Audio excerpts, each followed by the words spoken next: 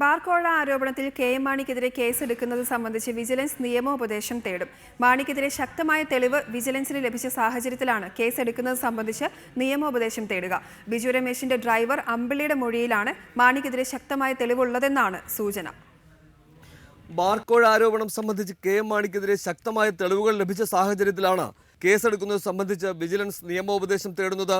Thiruvananthapuram vigilance കോടതിയിലെ legal അഡ്വൈസറിൽ നിന്ന് നിയമോപദേശം തേടാനാണ് തീരുമാനം. കേസ് അന്വേഷണത്തിന് നേതൃത്വം നൽകുന്ന വിജിലൻസ് ദക്ഷിണ മേഖല SP രാജ്മോഹനായിരിക്കും നിയമോപദേശം തേടുക. മാണിക്കെതിരെ കോഴ ആരോപണം ഉന്നയിച്ച ഡോക്ടർ ബിജു രമേശിന്റെ ഡ്രൈവർ അമ്പിളിയുടെ മൊഴിയാണ് മാണിക്ക് കുരുക്ക് സൃഷ്ടിച്ചിട്ടുള്ളത്.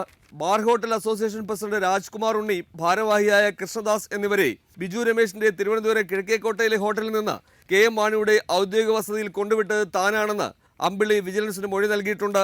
കാറിൽ കയറുമ്പോൾ അസോസിയേഷൻ ഭാരവാഹികളുടെ കൈവശം ഒരു പെട്ടിയുണ്ടായിരുന്നു. കാറിലിരുന്നുള്ള ഇവരുടെ സംഭാഷണത്തിൽ നിന്നും പെട്ടിയിൽ 35 ലക്ഷം രൂപ ഉണ്ടെന്നും ഇത് കെ.എം. മാണിക്ക് കൊടുക്കാനാണെന്നും മനസ്സിലായി. തിരികെ വന്ന് കാറിൽ കയറുമ്പോൾ പെട്ടി ഉണ്ടായിരുന്നില്ല. മടക്കയാത്രയിൽ പണം മന്ത്രിക്ക് കൊടുത്തതായി നേതാക്കൾ ഫോണിൽ പറയുന്നത് കേട്ടുവെന്നും അമ്പിളി മൊഴി നൽകിയിട്ടുണ്ട്.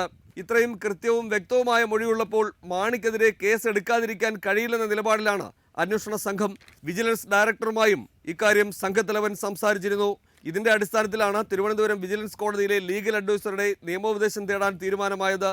അതേസമയം അന്വേഷണവുമായി ബന്ധപ്പെട്ട് മൊഴിയെടുക്കുന്നത് തുടരുമെന്നാണ് വിജിലൻസ് വ്യക്തമാക്കുന്നത്. എന്നാൽ ക്വിക്ക് വെരിഫിക്കേഷൻ അവസാനിക്കുന്ന ഡിസംബർ 12 മുമ്പ് ആരെങ്കിലും മൊഴി നൽകാൻ മുന്നോട്ട് വരുമെന്ന് ഉറപ്പില്ല. റിപ്പോർട്ടർ, തിരുവനന്തപുരം.